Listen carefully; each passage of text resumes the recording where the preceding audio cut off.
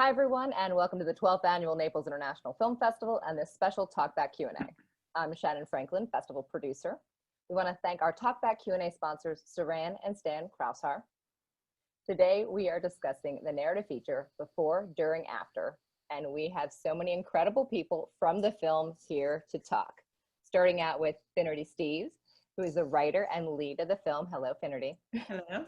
Hello. And then we have the co-directors, Jack Lewars and Stephen Kunken. Hello, hello. Hello. And rounding out the conversation, we have Jeremy Davidson, who plays David opposite Finnerty's character. Hello. Hey, good evening. Hi, how's everyone doing? Great. Excellent. Thanks for having us, Shannon. Well, let me first say that we love this film. We are so delighted to have it be a part of our festival. It is just such a beautiful story, a beautiful film. And having you all here to speak about it is such a gift. I know our audience is going to be so excited to hear what you have to say. Just so you know, you'll have already seen the film, so you can speak freely about it. No spoilers. And actually, where is everybody zooming in from? Finnerty? New York City. Jack? Also New York City, Brooklyn. You Stephen? Brooklyn as well. Terrifying place, you guys. I'm in the Hudson Valley in a little place called Tivoli, New York. Excellent. Okay, great. Well, thank you for being here. So let's start at the beginning. Finnerty, I'm going to start with you as the writer. So you want to share a little bit about your inspiration for writing this incredible story, how that choice came to be. Sure. You know, I'm primarily an actor. That's really all I've ever done. I've always wanted to write, but didn't have a story to tell necessarily. I've always daydreamed of writing and what that would look like. And then my marriage fell apart. And then I was like, I thought this might be something I could write about eventually. I think all artists do that, where you're sort of, you know, you're in the moment, but then there's a part of you that is aware of, I was aware of just some of the absurdity, and it felt at the time like a movie. It felt like some of the moments that were happening, I'm like, this is so absurd that this feels like I'm in a movie. I couldn't laugh at it at the time, but I was pretty sure that I would be able to eventually do that. And this was my first attempt at writing a screenplay, and I had to sort of tell myself that I wouldn't share it with anybody, that I would just do this for myself. And I signed up with this. I had a great mentor. I took a class through sort of like NYU extended education, and sort of met up with this really great mentor, and he kind of took me under his wing and brought me in with some other really great writers. And I was sharing this film in pieces.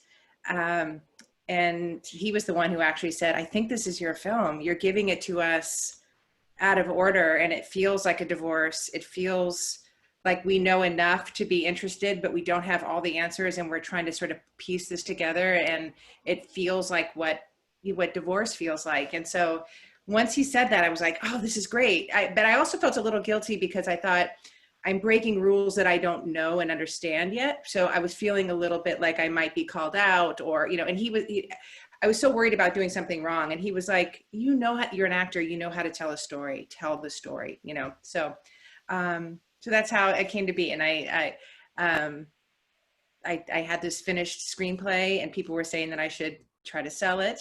And then out of the blue one day, I just said that I was going to make it without really knowing what that meant and how to do that. But that was a few years ago, and here we are.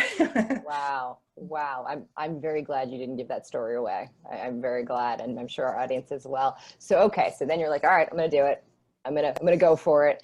So do you find these incredible directors first? What was the process? How did you tell me how you round out the directing side of things, how you find these incredible people? Well, I knew,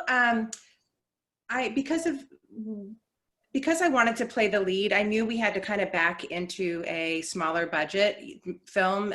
Even if we were able to sort of have more money, it didn't make sense without sort of a big name attached to, you know, to sort of do this. So I knew that it was probably going to be within my circle of people. And to be totally honest, I originally thought I was going to have a female director. I just kind of assumed that. So I was sort of pursuing that. And then separately, I'm dear friends with both. So both Jack and Steve are great, dear friends of mine now, but at the time I was just very, very close with both of their wives separately. So Jack is married to Katie Hyde, who is my co-producer. And she knew that I was sort of searching, and she came to me and said, you know, hey, no pressure. We are here for you no matter what, to support you in any way. But Jack and I would like to throw our hat in the ring. No pressure. We just love the script and we'd love to help you. And then right at the same time, I had reached out to, just before that, I had reached out to my friend Jen, who was married to Steve, Jen Thompson, who is a wonderful theater director. And she said, hey, I know you were wanting me to reach out to this female director, but, you know, are you open to it being a man? And I said, I am, but I don't, you know, she's like, I said, who are you thinking? And she said, Steve. And I went, awesome. So I met with them separately, and they're both incredibly talented. I mean, so the fact that I got both of them, I cannot believe this, but I somehow managed to talk both of them into working together. They did not know each other. They did not know each other. And everything I read about it was like, this is a nightmare. Co-directors do not work. This does not work. And I just felt it in my gut that this had to be the team. And I'm like, they're both so incredibly talented on their own. But I really felt like I had to make this with both of them. And so I said, no pressure, let's just meet for a drink. You guys don't, it's just, we're just gonna meet for a drink. We don't even have to talk about it. And so it was, you know, we're talking, it's with Katie also. And, you know, we were talking about Brooklyn and then movies in general, and then Finn's movie. And then what if we did this? And that'd be so cool if this happened. And then next thing you know, we were hugging it out. I talked him into it. That's okay. That's crazy. I don't know that I've heard of two people who don't know each other in this way coming together, so meant to be. Do you guys want to talk about, you know, that process, making that decision, coming in as co-directors for the first time? What was that like? I'll let Steve take it. Well, I mean, it's interesting. Jack and I both sort of, by day, before we put on the superhero cape, we both have slightly different skills that pay the bills. You know, I'm an actor, and Jack is an esteemed colorist. And, you know, I think that this was going to be a kind of, especially because of the time frame that we were going to work in, because we had this narrow window in which all of our schedules seemed to line up, and financing and the seasons and everything that we had to get in order to make this happen. We knew right away it was going to be an all hands on deck. This wasn't going to be a kind of let's think, you know, 2 years out and let's have meeting after meeting after meeting. And so it kind of, out of necessity, felt great to be able to take this thing. And I knew from the start that with Jack, I had somebody who knew all of the areas that I basically kind of took for granted happen when I step on the other side of the camera. And I think in the beginning, Jack, I think probably knew that in terms of casting and working with actors, he could take that same time that was sort of missing in the pre-pro and put it all into the DP and what the look of the film was. And the beauty of it was that after 1-2 meetings, that became symbiosis, and it was just a total kismet and lucky, because we kind of just took the thing and completely together, and one skill set just offset the other skill set, and there was never a day really in which one of us was, you know, it's not the Coen brother kind of setup where it's like one person is completely doing this and one person is completely doing that. We just kind of really relied on each other. And, you know, clearly having Finn and Katie was like having another 2 directors, and we had this really sort of strong table. And then we were able to get this incredible company together. And I would absolutely do it again, because I just had a blast working with Jack. I agree. And, you know, like Steve was saying, it was kind of the 4 of us at the helm in the beginning. And, you know, and I've said this before, I was like, but the idea of co-directing at first doesn't seem like the best idea. But then as soon as Steve and I started talking, you know, he is very much, you know, he's a strong actor himself. He also knows how to very much to communicate with actors, and, you know, just it worked out perfectly going into each day, and we were able to talk about what we wanted to accomplish and how to accomplish that. you know, I'm sorry, but I haven't seen Jeremy in forever, so I'd love him to say something. I'm getting there. Look at him directing my Zoom call. All right. Yeah, sorry. I just wanted to speak some more. See what I was working, Shannon? Do you see what I had to do? I know. Yeah. It was the perfect time, Jack. Yeah, if we could have him You knew the moment. We're this far into the show, and you know, I hear you.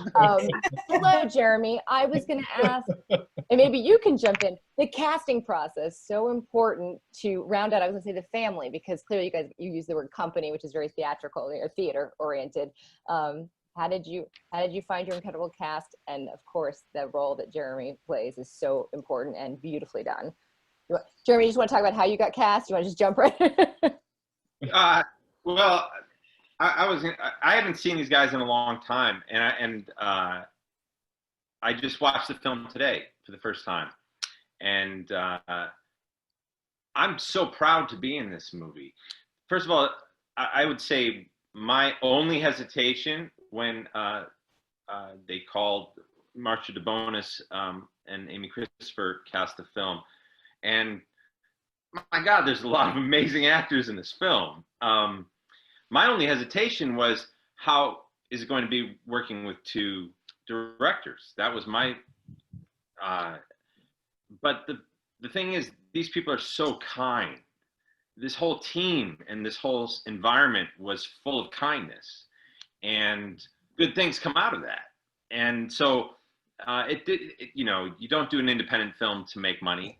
You don't do an independent film for any other reason than you want to explore something that seems worthwhile. And Finnerty poured her heart into this thing, and that was all over the script. You could just feel it. I would say most of the parts that I have been fortunate enough to play, this role had a lot of deep humanity in it to me. I unfortunately know what divorce feels like in my life, and it wasn't so great. So when I read the script, I was like, yeah, this is my experience of something as well, and I would love to do it. So when I met initially with Steve and Finnerty, and we had lunch and just talked things over, and it was really exciting. It was really exciting to be a part of. I was like, it's. So I would say, yeah. you know, because it's been so long, this film, the way it plays with time, particularly right now, what we're all going through, and it's impossible not to reflect on your life in a really deep way right now, and I think the way the film plays with time, where the past feels so present. There are moments in all of our lives that continue to affect us in ways we don't always understand. And I like the uncertainty in her story. I like the uncertainty. I like the way that you guys handled it in the cut.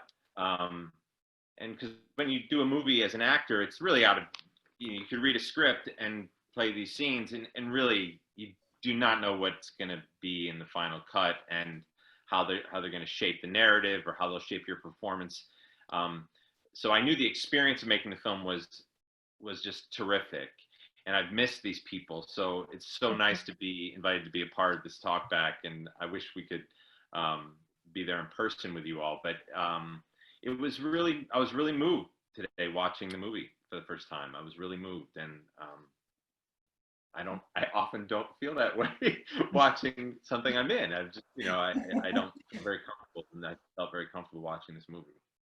Can I say how privileged I feel for all of us, that this opportunity that you authentically just saw the film, and we get to have your reaction, and just such a beautiful thing. Because as you said, as someone watching the film, I get and feel the passion, the connection, the artistry, the camaraderie. I mean, it's in there, and it's very independent film. It's a film that, you know, what I love about film festivals is the opportunity to showcase so many different types of stories, and so many different perspectives, and different people coming to the table, trying on different roles in the film, you know, filmmaking roles. And you can see on the screen the end result of all this hard work and love and passion and authenticity coming through. And so just saying in this moment. Thank you for sharing that here, because we've captured that in this Q&A, and I think that's, you know, the power of film. So I'm going to kick it back over to Finnerty. I don't know if you want to talk more about the casting or really just talk about the process. I know, like, how long, you know, luxury of time with an independent film, you know, so how long did you really have to do this? What was the shooting like? You know, I'm assuming you didn't shoot in well, you can't shoot in, do you shoot in order and mix it up? I mean, like, you know, different ways to do different things. So whatever one of those 14 questions that I threw at you, feel free. Yeah, well, like the guy said, you know, Jack had a very specific window, and like, and it was the month of October. And so it was one of those things where we're like, so are we going to do this? Because if we do, like, we're going to do this. And we felt pretty good about the script. We made a couple of changes, I think, before we started shooting, just based on budget too, and try to like, but we jumped right in. We had a 20-day shoot. Katie was amazing, because even though, so I co-produced with Katie, but once shooting started, I was only an actor. That was it. I didn't know if trucks were missing, or, you know, like stuff that happens on sets that I was like, I could kind of glance over and sense that something was going awry. But it was, you know, every once in a while Katie would be like, do you want to know? And I'm like, no. She's like, okay. So that was incredible. And we, oh my God, we would have so many locations in one day. As a first-time writer, I'm like, they're at this location and then this happens, you know, and then it's like, yeah. I'm glad I didn't know, in a way, because you just sort of write what you are picturing. And let's see, what else would I want to, the casting, right, is just amazing. I think our first asks were to John Pankow and Christine Sutherland, who played our parents. And I feel bad for them, because the reason we chose them, they're not that much older than me, but we initially had a flashback scene in the film, and so we wanted them to sort of look like they could be, you know, so now it just looks like, you know, but they were so they're husband and wife in real life, and they had never worked together. So this was like a really fun experience for them. They had a really great time. So that's once they said yes, it just felt like, oh wow, now, because I think actors sometimes are afraid to be the first in, to knowing what is this thing. And yeah, just cameo after cameo of the most incredible. It's also, just to say that, I mean, a lot in a linear film, you have kind of the person's occupation or whatever it might be that sort of says a lot about that character just because of the way the thing is going to unfold. And then in this non-linear narrative, which is sort of pieced together as the kind of emotional linearity, having a company of actors, again, using that word, where any one of them could just sort of hold a movie in and of themselves, was extremely important, because you're just getting dropped into a moment of, and those moments took on a lot more value than I think they sometimes would when you put the thing in a linear order. We actually did edits where we started to put things in linear order, and things, it became very clear to us very quickly that the emotional linearity was the thing that was driving this movie, which was what Finn's script was. And so we needed a company of actors who, just with 2 lines in a sex shop, could give you a kind of history of everything that was going on. And also, I mean, to speak to Jeremy, I mean, when we sat down with Jeremy in this restaurant, and I think Finn and I both knew, and may have kicked each other under the table, like within 2 seconds, with the way Jeremy talked about how he wanted to approach this, that this was, we had hit a gold mine. And having edited, you know, your work, Jeremy, was you know, both you and Finn together, you know, was an honor and was really exciting. There wasn't a take that we couldn't use that didn't bring something new to it. And more importantly, and I think this was ironic that this was that Finn, a woman, wrote this story that is as generous to a husband who you know, had done her wrong, and to a certain extent. And Jeremy and Finn, in creating the character of David, made a person that was human and flawed, and who we rooted for, and were angry with and also recognized and had that entire relationship, which I haven't necessarily seen a lot of in movies that are from a POV of somebody who's putting their life back together. Yeah, I would say absolutely. As a viewer, that nuanced position to, oftentimes it would just be, the female story and he did me wrong. And that's, there's a place for that. But you're right. It's this humanity of it. Rarely is it so black and white. And I do think that it comes across. And Finnerty, for you to have that generosity in the writing as you're processing, I think says a lot, and then creates this opportunity when it comes alive and you find the right person to embody, your counterpart in this storytelling. It's all there, right? I love, it's so beautiful to hear you all speak, and again, keep coming back to the theater background, but company, because it really does feel that way. Also, in terms of like, you all are so connected, and on screen, it just feels so natural, like everybody has been together and seamless. And so I can only imagine, though, and I know how indie filmmaking is, you're dropping people in, you're coming in, you're running in, you're doing the thing, and it's run and gun, and not necessarily a lot of time for rehearsals and reshoots. And so since you wrote the screenplay, did you feel inclined to stay close to your dialogue? Was there more of a flow at times for improv, in improvisation during the scenes? Like, how did you work with that in terms of the basis of the script? I love overlap, and I don't speak in incomplete sentences. So I'm always, even if I'm enjoying a performance, half the time I'm like, there's something about it that doesn't sound the way people talk to me. And so I had weird slashes and overlaps and stuff that was in there just to kind of, I would hear it a certain way and where someone would come in. But at the same time, even though that was already in the script, once the actors are so incredible that they showed up completely word perfect. But the second they got there, I would say, it, don't worry about it, especially because you're acting, if I'm you don't want to worry like, oh, she dropped the whatever. I'm like, forget it. it. And then let's just let it be real. And if you overlap too soon or don't, or drop, it doesn't matter. Like, so it was, and sometimes it's harder as a day player. I've had you come in with 3 lines sometimes and you're like, oh God, like you mess up the 1 line and it's not fun. So I was like, you're doing me such a solid by being here and having these couple of lines, like just, if you don't see a word, just your presence is like huge. So, but I don't know that there was much improv. Do you think, guys? I don't remember there were stages where we were, for instance, one of the therapists, where we kind of came up, or Steve, you came up with the idea on the day of that she was the theater critic, oh, right. And that wasn't in the script. So kind of things that weren't tying together necessarily, like we were shooting and maybe based on a location or the angle of a shot or something, we were just like, oh, you know what, that dialogue's not coming in. Or the actors, like you're saying, they're coming in for the day to do their job and they know these lines, and suddenly they're performing it in a way that was unexpected and much better than expected. So we would just be like, you know what, maybe let's change up these few words at the end here to kind of complement what they're doing and also not get too far away from the script. So I do think there was compromise along the way. However, I don't think it was a vast amount. Like a free-for-all. Perfect. Yeah, exactly. Yeah. And I do think there were takes too where we're just like, in the beginning, you just kind of want to see what they're going to bring for the day and not give them too much guidance. And if it's too far off, it would get dialed back. But if it was something, a gift to us, we would just run with it. So it was nice. Or at Finnerty, you had a friend that showed up to visit you and you wrote her into a scene.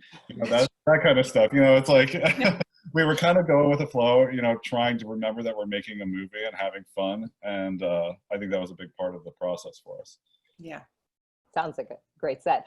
All right. So whoever wants to jump in, what was either one of the more difficult scenes to shoot, and that can be as actors emotionally, it can just be from a practical shooting it, like one of the ones that was just a difficult one, I don't know if there's a collective, side of that. And then I'll ask you what was one of the more fun ones? So both? Aaron, it was the boat. The boat. For me, that was boat. I wouldn't have said the boat, but I want to hear why Jeremy said that. Well, my wife's a sailor. She grew up sailing. I did not. And they were like, you're suddenly, it was sort of this moment of like, we're really going out here in this boat, and we're going under that bridge, and then there's a lot of activity out here.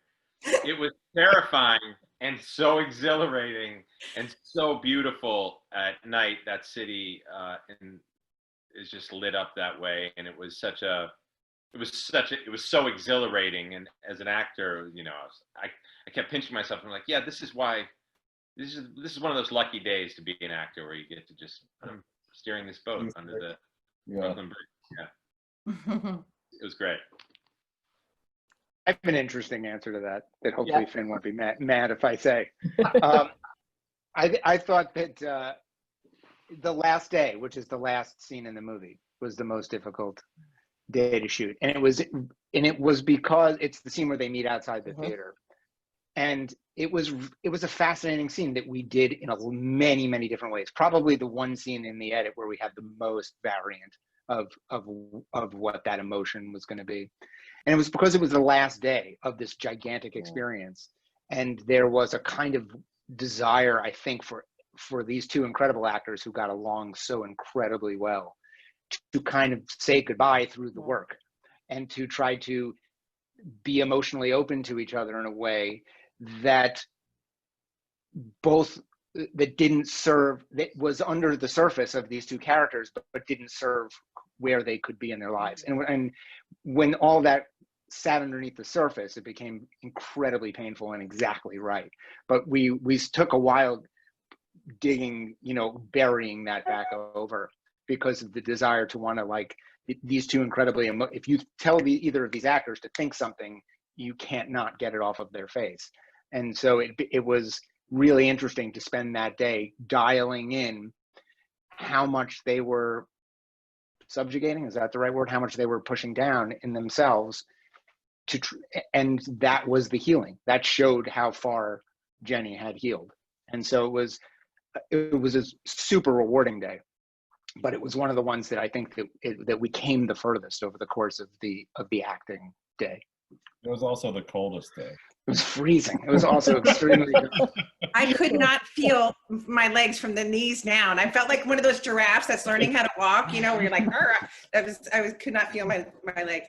I agree. And that's one thing that that's one of the many things, but like to have the guys there helping me understand where we are in the story and where we need Jenny to be was invaluable. I cannot tell you, there was so often that they would say like, hey Finn, just a reminder, I know you're hooked in here or whatever, but we, like, even with the Clark scene also, of like, she's good, this is like disappointing, but dude, get it right, go back, and she can't be hurt. We need her to be at a different place. And I think that was so smart. And it was, and that scene, working with Jeremy was just, I know it was hard not to like sort of have that, that goodbye, but he was so perfect as David. It's such a hard role because he's so to himself, and so it's hard to, I hoped we would be able to do it, which was like, I did not want to make David, the role of David, somebody that he was not, which he was not a guy of many words, or, but like, I really wanted people to sort of go like, oh God, he reminds me of my brother-in-law, or, what, like, he loves her, he just doesn't know how to, and that was more interesting to me.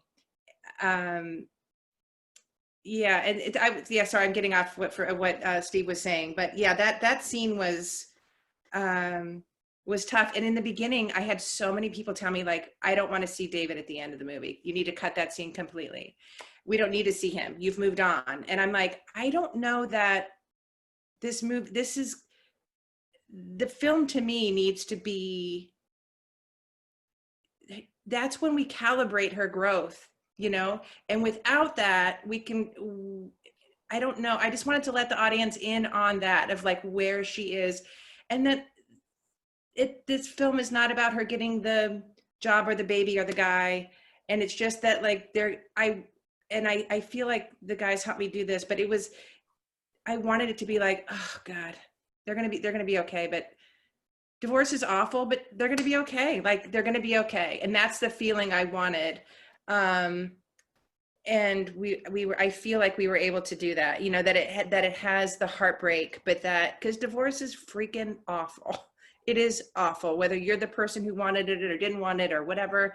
And I'd hope that it was, you know, my fear was that this wasn't going to be dramatic enough, because it wasn't like these drag out fights and all this kind of stuff, but that just wasn't the story that I wanted to tell. I wanted to just sort of, I wanted it to feel like what divorce feels like when you go over certain memories over and over again and try to find what you need in it in order to move forward, you know, and how memories change depending on where you are, which was part of the challenge too, of knowing that we had the bookends of the film, that really these memories are all coming from a place from her being in a place where she's doing pretty well. And, so this flood of memories is just sort of the thing that she needs in order to be able to see him. And the fact that she didn't ask to see him, she was presented with this opportunity and she didn't even know she needed to see him, but it allowed her to finally be able to say goodbye. And then crazily, strangely, that white bird flew through the script. That was not in the script. That was the thing we were going for, but crazily, this white dove in the middle of Greenwich Village, New York City, flies through the screen. I mean, it was crazy. We didn't even find that until a late edit, where we just were like, I think, didn't we like let that cut play out? And we're like, could we run and then suddenly the dove flew in, right? I don't even know that we found that until the editing. Originally, the last shot was supposed to be of Jenny, you know, of Jenny walking away, being okay. And I think, Steve, I think you stumbled upon it later, because it was even after, like, I think you guys said cut, and then randomly the footage was still rolling. And then there's this, you know, just crazy. Does the bird get a credit at the end? I don't remember. I don't know. We should. You really might want to rethink that. It's a beautiful. You should tell everyone you planned it. It was all your money went into the dove handler. Wrangler. Yeah. I mean, but it's actually did have a dove wrangler. We just tell everybody that. Yeah. It's a union thing, is right. That's true. I hear it's really tough in New York. Yeah, the dove wranglers are the worst. Yeah, no, that's true.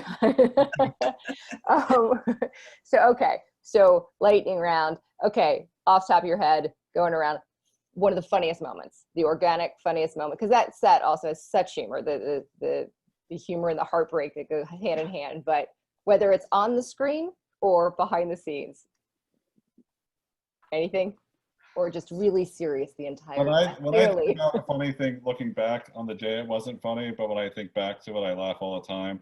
Is one of the truck drivers broke Steve's Nana's toilet. Using the bathroom too roughly, and it was such a bad moment in time, but when I think back of it, I always laugh, you know. Sorry, Steve. My grandmother, who lent us David and Jenny's house, that was the house that we filmed. We needed a house that looked like it was 1970, and I said, my grandmother, I have the perfect, and you know, 100-year-old woman with a toilet is not quite ready house-wise for an entire crew. And so it got rough for Nana. She was an incredible trooper. We all have to. Incredible. Thank you, Nana. Oh, thank you, Nana. We all love Nana. We think about her often. Jeremy, what's your funniest moment? Well, I forgot, you know, and seeing seeing her sitting right there when at the wedding party, when we were getting married, and we're saying our speeches in the film, I'd forgotten that she was right there. She was sitting right in front of us, toasting, and she's like toasting with us.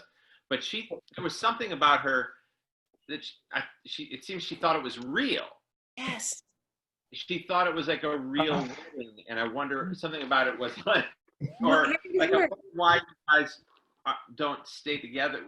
Why didn't you stay together? I'm not sure why you didn't. But it seemed like it was a real question. It wasn't just in the context of the film. Anyway, it was just a great environment. I also remember I can't think of the actor's name. There were so many amazing actors in this film. But when we go to sign our paperwork, David Dute.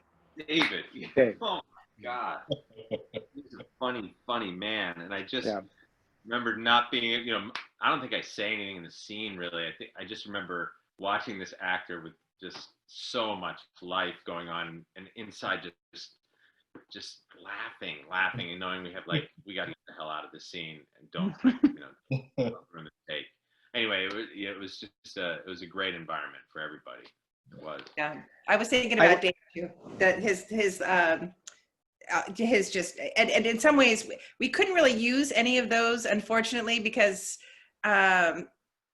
he was so funny, but the tone was almost like different than the rest of the film. So we had to, I'm sorry to interrupt.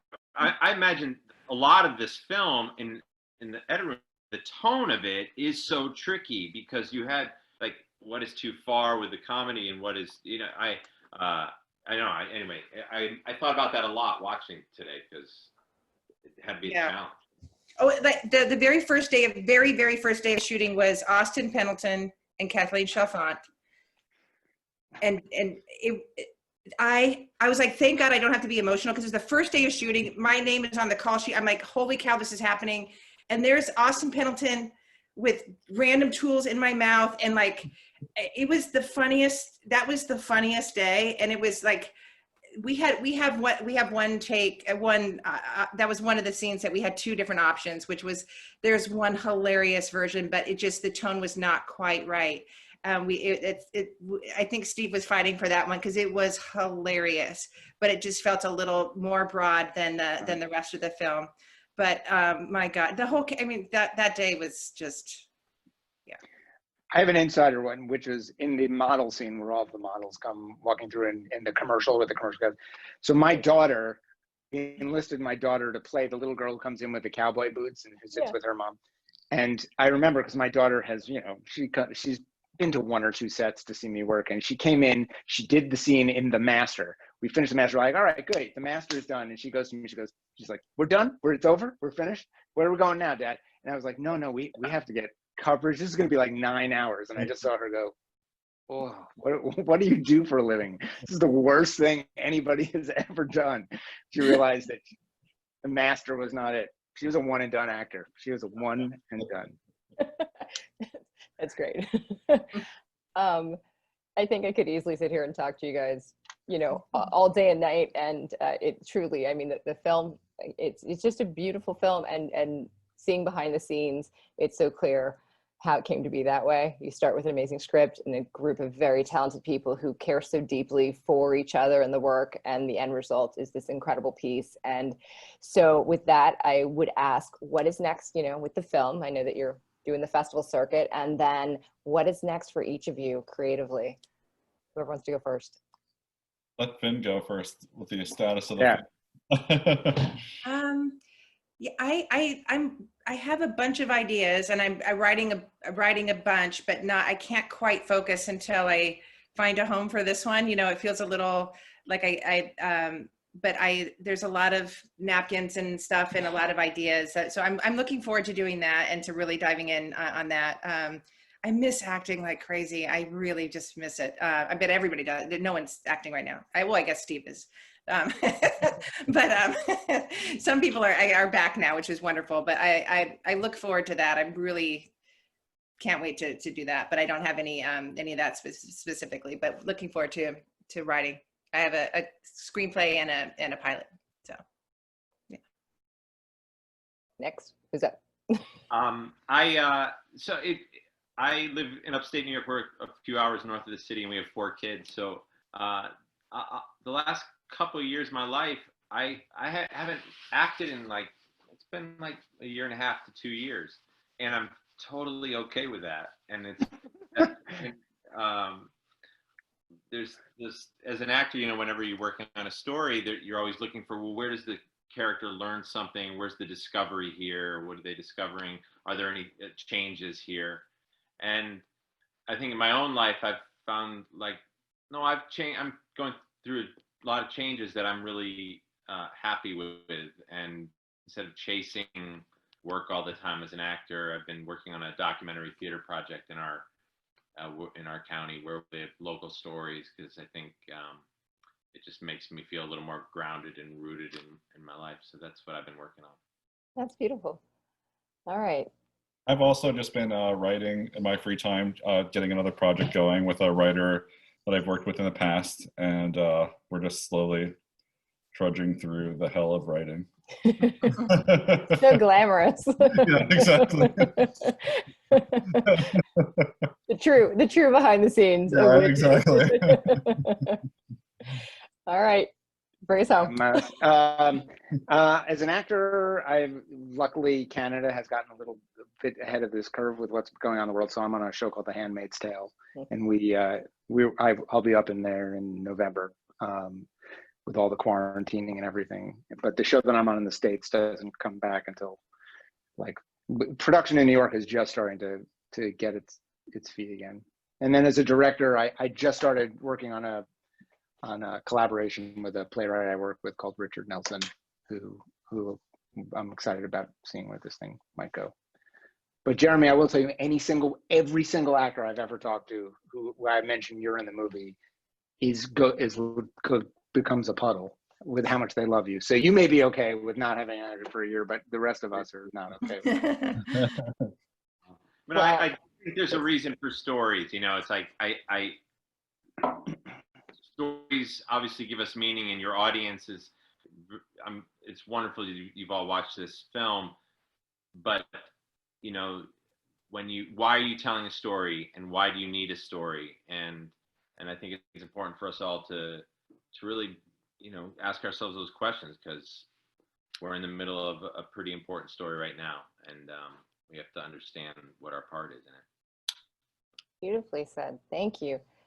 This has been a phenomenal Q&A conversation, and truly I thank you all so much for being here and being so generous in your sharing and this beautiful film. It is truly an honor for us to have your work in our festival, and I say this, of course, I wish you all could be here and have all the fun of the real world. We put on a great festival. Our virtual festival is going to rock too. But thank you for sharing your work and yourselves. And we look forward to what's next, and we'll find a way to bring you here in the next round. And meanwhile, just take care of yourselves and stay healthy. And just thank you so much for being here.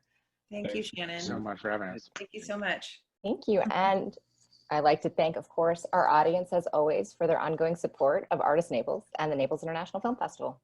Thanks so much.